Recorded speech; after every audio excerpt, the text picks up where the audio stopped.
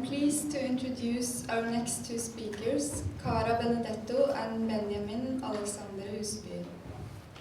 Cara Benedetto is a New York City-based artist and writer.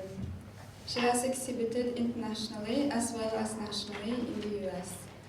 She has published with Halmos, The Third Rail and Badlands, among others, and written the experimental romance novels The Coming of Age and Burning Blue. She is currently an assistant professor in print media at Virginia Commonwealth University. The next speaker, Benjamin Alexander Huseby, is a Norwegian artist living in Berlin, working with botany and nature through photography, food and landscape planning. He published the book Weeds and Aliens, An Unnatural History of Plants with Torpedo Press in 2015. His works has been exhibited widely internationally.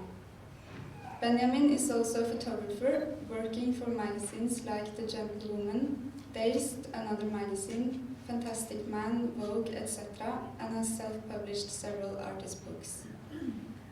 After the two presentations, we will have a 1-hour lunch break. So please, Cara.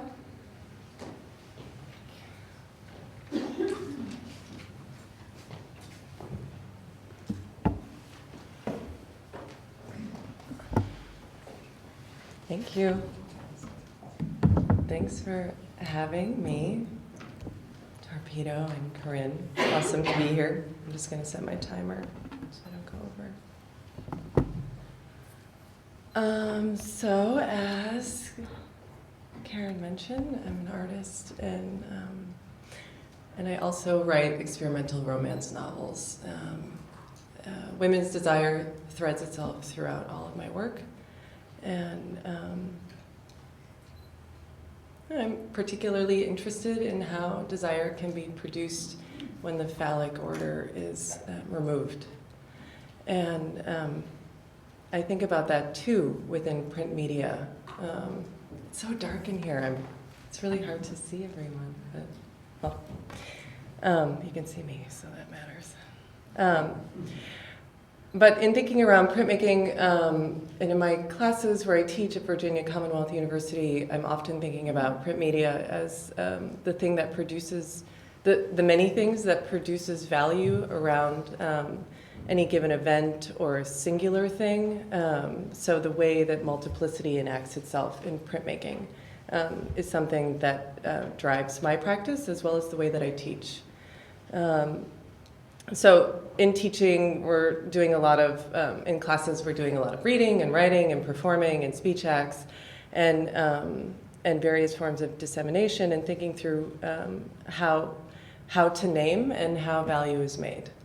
And this slide is sort of referencing the title of this birthday party, How to Raise a Teenager, because I think it's important also to recognize that the reason I'm an artist and I'm interested in working collectively and in social or bound structures is because of alienation and ideas of alienation in pedagogy. And that's a very adolescent feeling, right? I love teenagers. So today I'm going to speak about my relationship to learning environments and teaching, and also how print shops and learning environments have the possibility to disrupt current capitalist trends in schools, media, and language, specifically in America. Right? I'll also introduce the Contemporary Print Handbook, which is not quite launched. I guess it launches now, which is exciting here. But so I'll talk about that a little bit, and then at length tomorrow during our group session, which I hope there's some overlap with everyone.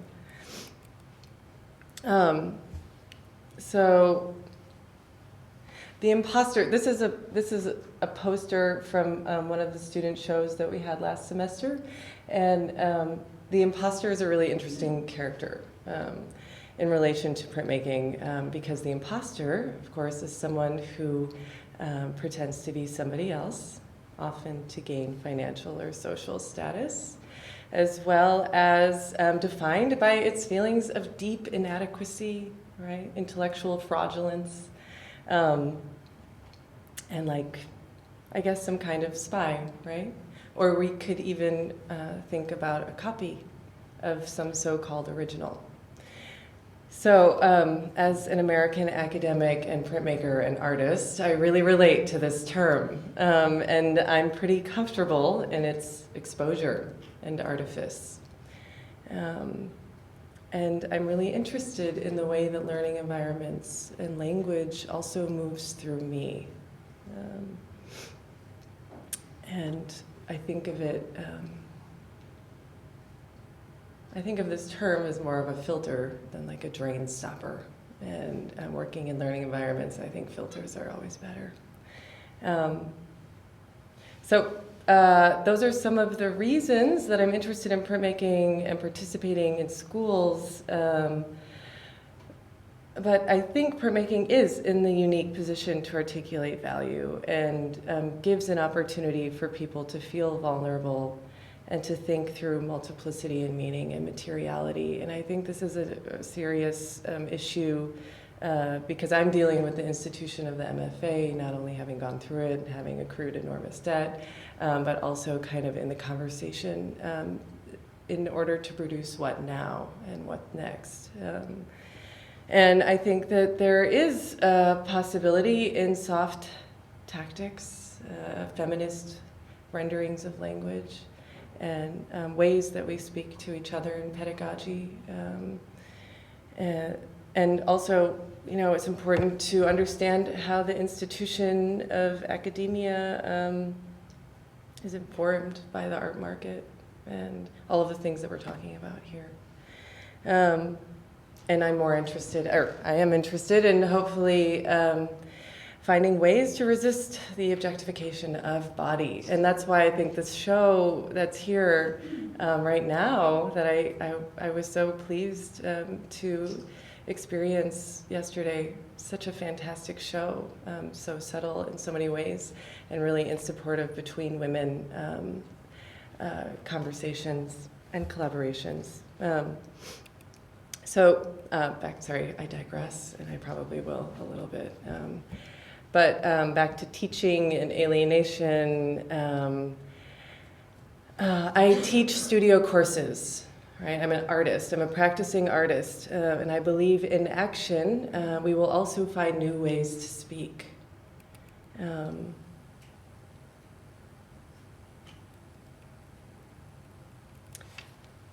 And I think this is a nice way to think about learning environments and teaching.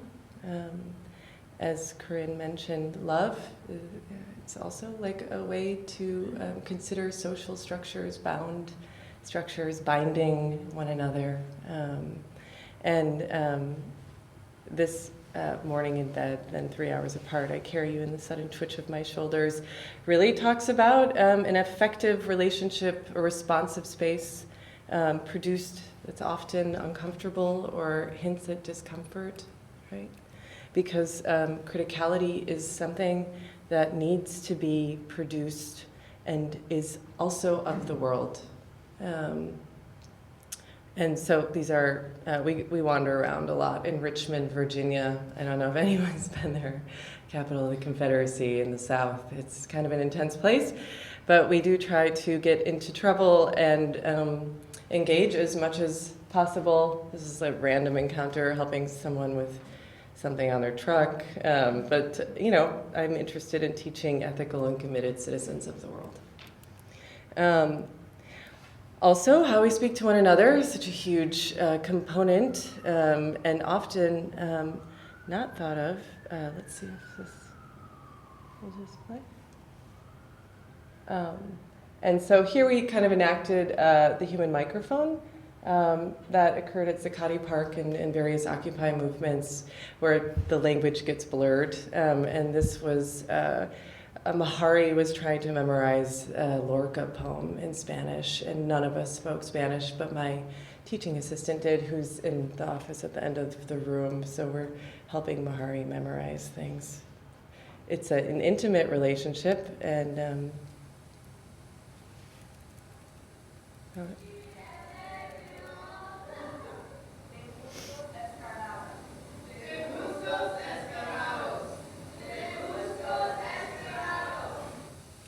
so printmaking takes on many forms. It's often how to be impressionable, how we open ourselves up to impressions. Print shops are awesome, you know, they're communal spaces. They're in consideration of one another. If you leave a mess, someone else is going to clean it. It's also a space of reproducibility and nurturing and motherhood, and all of these issues really find themselves in action in the print shop. This is an image of the assignment that they have right now. It's due on Tuesday. I'm getting a lot of emails, but the prompt was to name new, and in relation to print, which means newspaper, right? And we're creating a collective newspaper. This, you know, this is kind of like a computer screen in the lithography studio. And it's a collective backlit, I guess, computer screen. But joy is central, right? Always. And it began this way, with describing new as discouraging, and then moving into new understandings, you know, through process, through different kinds of tension. And then, yeah, I mean, this is just one example of one student's take on new. It's a poem, right? Okay. So we write together a lot. This is a writing workshop. There's writing exercises. Some of these images are included in the Contemporary Print Handbook. This talk is superfluous. It's happening in many directions. It's all related. One body here. So we also read together, right, as a way to share a view, nonlinear narratives in speech. I was thinking around what Corinn showed earlier, this really lovely group speaking. We danced together, of course, and lots of laughing, because at the end of every class or exhibition or site of permission, we sit close and play with the new words that we learned and invented together. The group dynamic is really critical because we need to feel safe enough to project in ways that can be very problematic and produce issues around boundaries. And how individuals enact their personal angst is also really important to be able to do. And I don't know if you can, yeah, it says it's a piñata, and it says congratulations on your complacency. A little passive aggressive, right? I don't know, are there any printmakers here? Has anyone done like stone lithography? Yeah, 1, 2, yeah. Do you know what it is? It's like a stone. 500 years old. Anyways, it's a challenging method. It takes weeks to produce an image. Lots of things go wrong, and so a lot of mourning needs to be built into the process. And we also try to deal with various feelings towards work, right? Work, rest, and play. These are the issues that produce value. And this image is based on an exercise around donut hole theory. And I'm just going to read to you out of the handbook on donut hole theory. Bataille was a printmaker. Donut holes are a perfect mouthful. They fill the inside of your cheek, puffing one out with another. Talking isn't possible because one mouth is squishing the hole that is not actually a hole, but a memory of excess, where there once was a bit too much dough. The son gives. Mom gives. Can we eat a donut without thinking of her hole? Can we slip into our ring finger Rihanna coma and blissfully allow bite after bit to miss point? Yes, I think yes is also a no in the donut hole. Is there something plausible in the exclamation, no lack, no hole, no fold? Because our cunts are always out and touching and smiling with or without cuts and names and other taming devices for the abundance that is. Is it naive, essential, biological? We adopt singular ways and acknowledge those formed by the one and recall how it didn't work. Because old donuts get lost in the us bag, the us bank, the collective OCD game of gen ed, general equivalence, genitals all over again. In the end, my lecture on donut holes began with definitions of rest, work, and play, to which each character in the Studentenfutter play said which woe was their twerk and which way they spelled work. During class, the presses gave satisfaction as we compiled effort into affect and joked with the names given and distributed and disturbing our everyday. So here, I might recommend One Size, a reading that resembles a potlatch and discusses the precarity of the whole democracy and truth, and along with Mr. Bataille. I have to mention that I dreamt that someone cut off my head. And there I was, just like he wanted, beheaded, wondering how I'd get to that donut hole bobble brain taken from me. So some donut hole theory. We eat donut holes, it's pretty fun. I recommend donut holes. We also eat nachos. We make collective nachos at the crits, put them on a pedestal. They get really abject really fast, and this is also kind of a question of how we build affect and consume. Oh, this is a slide of my personal print ink sample collection. And when I took them out of the bag for a class example, there were my enemas also. So I don't recognize those as enemas, but that's what they are. Blind portrait drawings directly on the stone. This is a wonderful exercise. The stone is its own body. They're very serious subjects. And we also move through creating a multiplicity of choices, through multiple choice, through different kinds of zines and book projects, and creating new views. So that's a really general overview on how I think through teaching in print shops. And I'm going to quickly introduce, are we doing time? The Contemporary Print Handbook. And it really came about in a similar way because I was frustrated with teaching these courses and not having essays and things to look at and talk about with a specific kind of language. So I approached Corinn Gerber and Tom Donovan and Suzanne Herrera and Transformasium and Maddie Varner and Eric Wiesekant, and these were the people that really use language and consider work with abundance and plurality and care. And I asked them if they were interested in articulating the relationship to print media in this way, within a book that also had exercises, right? Like you can also learn how to make a stone lithograph in this book. So we began with a shared space and online blog, and there were some prompts and questions, and we began with what was known and what was unknown, and then it really did result in a need to meet, much like this birthday party. So fun, because things really change. Affect matters. Language changes when people are near and touching. So we met in Body at Art in General, a space in New York, which offered us a window and a space to meet kind of in a transparent way. And here's an image of us discussing.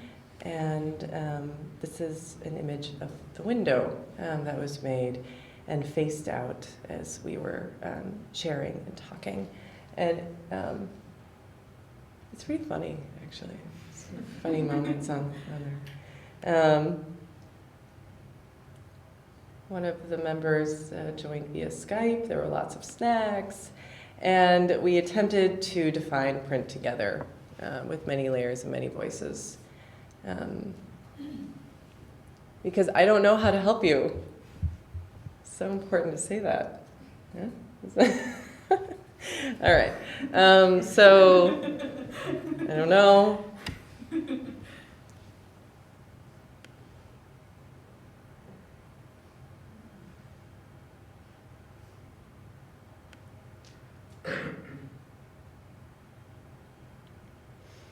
This is like intense, you know.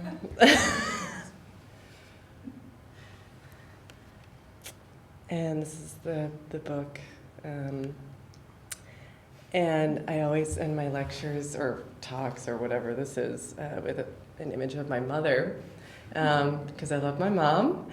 And we made a print together at my house. This is also in the Contemporary Print Handbook. And, oh, I do want to, I think there maybe is like, well, I want to read one more thing. Is that okay? This was the prompt that was given. I know my alarm's going to go off. It's, well, whatever. It'll go off.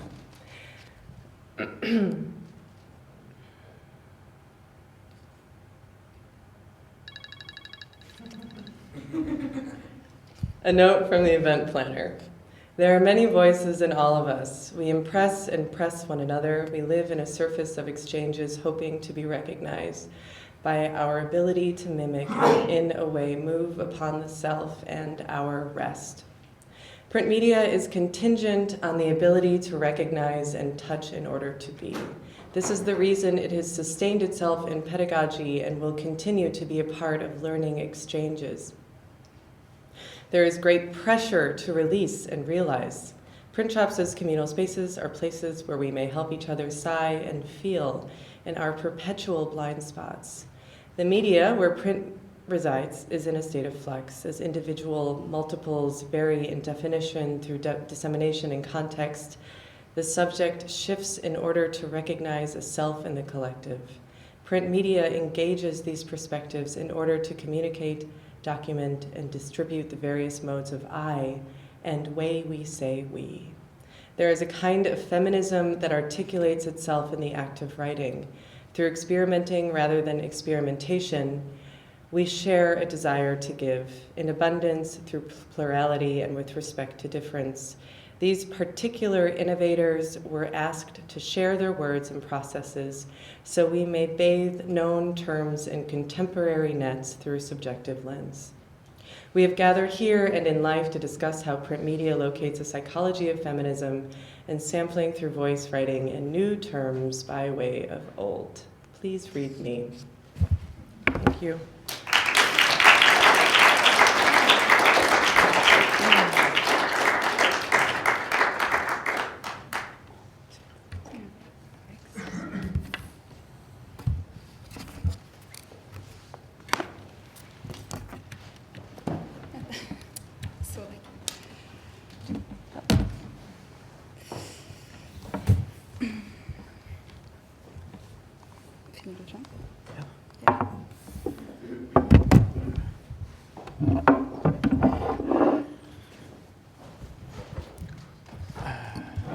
Hello.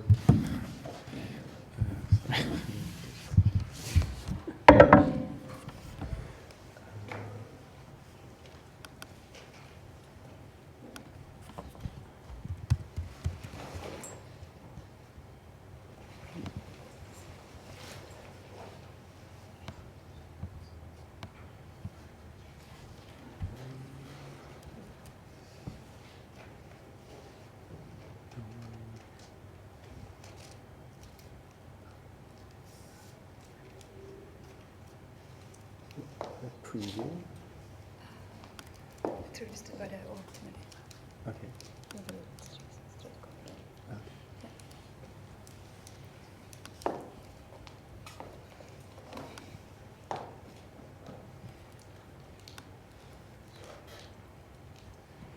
I've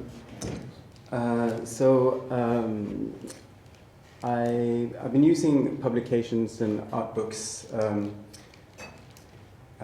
printed material, as for quite a while as a kind of alternative to conventional exhibitions. Because I always felt, since I worked especially with photography, I always felt photographs, because they're flat, I always felt I connected much better with them when I looked at books. And always feel very dissatisfied by looking at photographs in an exhibition, mostly anyway. So I have done a few self-published books and posters and so on. And I guess my original kind of interest in publications came from when I was very young. I was 12 years old, obsessed with magazines, fashion magazines like ID in the Face. And later on, when I was maybe like 15, I was somehow very into kind of riot girl and queercore fanzine culture, which was, I don't know if you know anything about it, but it was sort of like a kind of mini underground sort of pseudo-punk movement,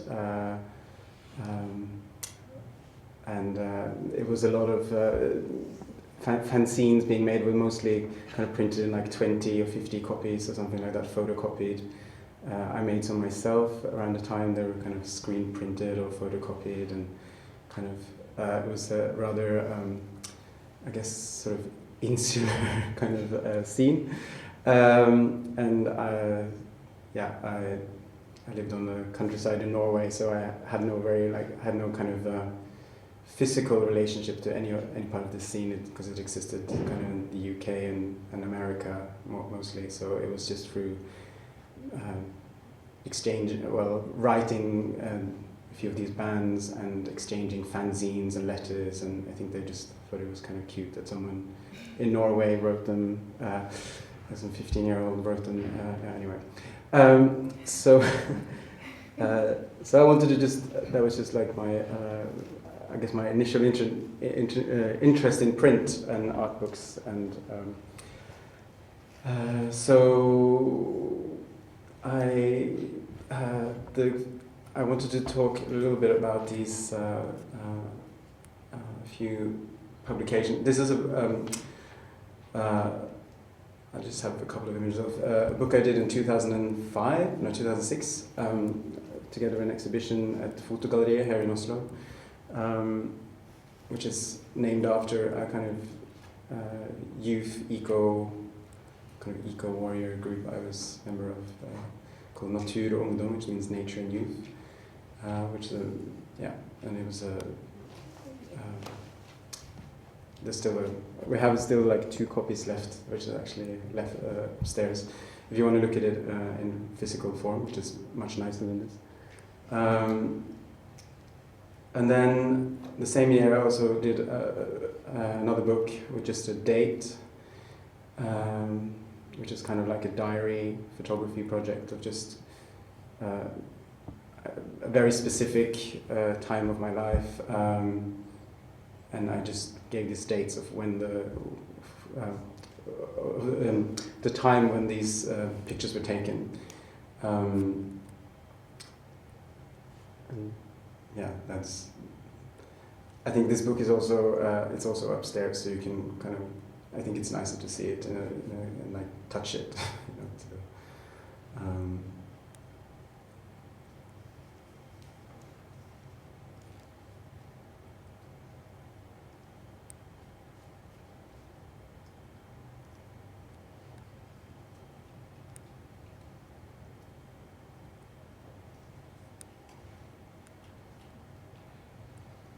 And then last year I finally published a book that I've been working on for 5 years together with Torpedo,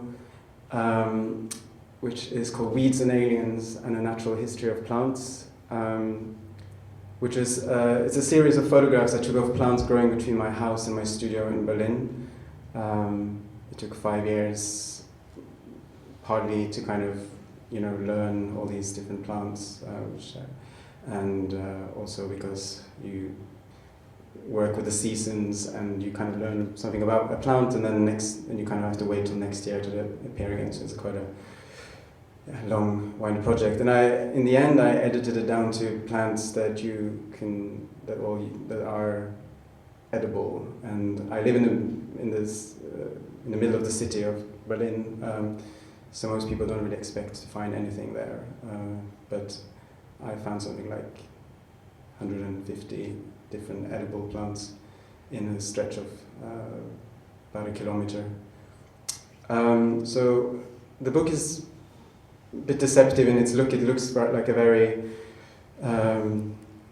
quite pretty kind of flora with instructions and text about each plant, and a little bit about how you can find them, how you can prepare them if you like, their names in Latin, English, German, and Norwegian. So it is functioning as a kind of flora, as a kind of guide to this sort of micro, as a kind of not microcosmos, it's a flora for like a very specific, very small area. I don't know what would be the correct word for that.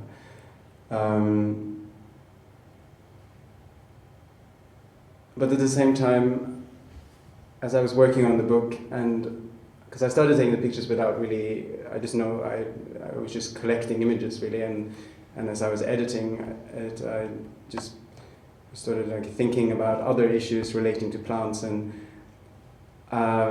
specifically the name of the book, which ended up being Weeds and Aliens, came out of a lot of research into these terminologies of weeds and aliens, specifically in terms of how I became very interested in how we talk about nature, define nature. I mean, for instance, weeds isn't a scientific term, but we use it. I mean, how we think about it. A weed is a plant that we don't really like. I mean, there's usually thought of not very useful, ugly plants. But scientifically there isn't, or you can't actually say that one plant is a weed or not. There is no botanical difference between these plants. The only kind of objective definition we can have is to say that a weed is a plant that grows where we don't want it to grow.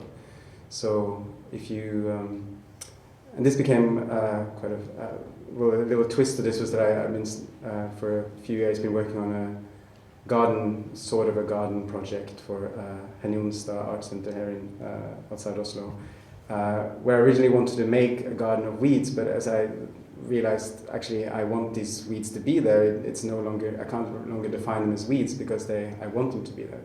So the project kind of imploded on itself, and I had to kind of rethink what I was doing. And the aliens, that term is a term that, in relationship to plants, was first introduced in the 19th century, kind of a quite colonial term, I guess. But I'm quite interested in this very modern definition we have of native and alien species, and originally the term alien was to determine species introduced by human agency, and not to create a hierarchy between plants or to say certain plants did not have the right to grow somewhere. It came from a viewpoint of determining what plants would thrive in certain conditions, soil, etc. As the vernacular has become more and more hostile towards alien species, the language of plants has become a kind of racist language of brown snails and blacklisted plants, and so I became quite interested in this idea of that how we talk about plants as also a kind of racist language, as this kind of post-colonial racist language, but it's also considered something so cute and mundane and but it's actually charged with a lot of quite sort of, I don't know, maybe not dangerous, but kind of aggressive ideas.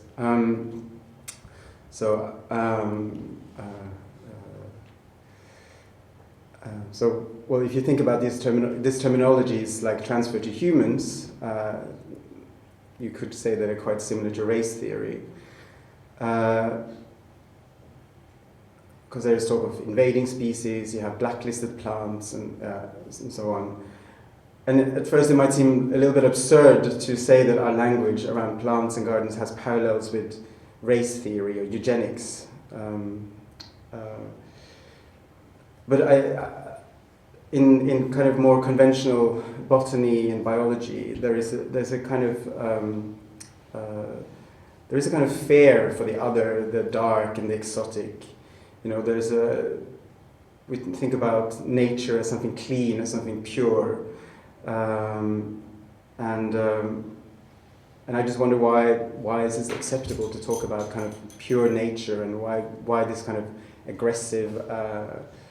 I mean, for instance, if you go around the Oslo fjord, I mean, because I'm working on this garden now, which also includes plants that are blacklisted, and the council is giving me lots of grief because they're actually trying to eradicate some of these plants in the area, because they say they're dangerous and they're horrible and they really destroy the nature, blah blah blah. But my point is on that is that of course these plants they're just brought there by us. I mean they're not bad or good, and I how can I sorry, I'm just losing my thread a little bit. And I think well, a little bit how we sort of think about nature when we think that like these plants are bad because they're taking over or like threatening the native species, for instance. And I also think I think it's a little bit part of it is perhaps because we use nature to kind of tell stories about who we are. Nationalism is represented in the ways we equate national identities with flora. We talk about what belongs within a national space, even when plants grow. They grow over several continents, and plants have no national or political borders. And so it's, yeah, you can't really blame the plants. It's more, it's more our how we kind of define what should be there and not. So I'm trying to disturb this. Like I'm trying to think that this isn't the right way. And the more I kind of research into a lot more, sort of more, how can you say, more radical botanists and biologists, there is a kind of fringe that really think there is room for this a lot more kind of what I'm describing as maybe more like a mixed ecology that's still evolving, and you know, nature has always evolved and always been changing, and of course these issues are especially interesting. I mean, or people get kind of very emotional because they think that these plants are creating like ecological hazards or like ecological disasters by eradicating native plants. But when you actually do when you look at really thorough studies into this, you can't really find much evidence that this is really true. And it's also impossible a lot of the time to really tell where a plant originates. I mean, most people don't know that the camel actually comes from North America, for instance. So you think that it comes from the desert in North Africa or something. So so where do I want to go?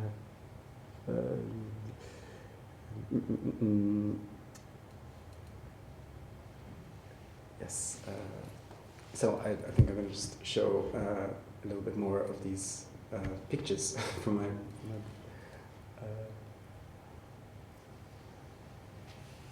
and the book is also upstairs.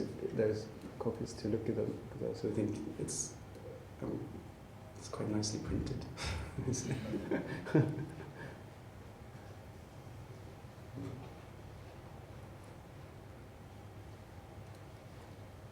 And it also includes some texts and poems by two friends of mine. And of course, I can just, I invited two friends of mine, one who's born in Iran, but was since 5 raised in Tulsa, Oklahoma, and another friend of mine from India. But we all met in Berlin, and I felt like the kind of personal stories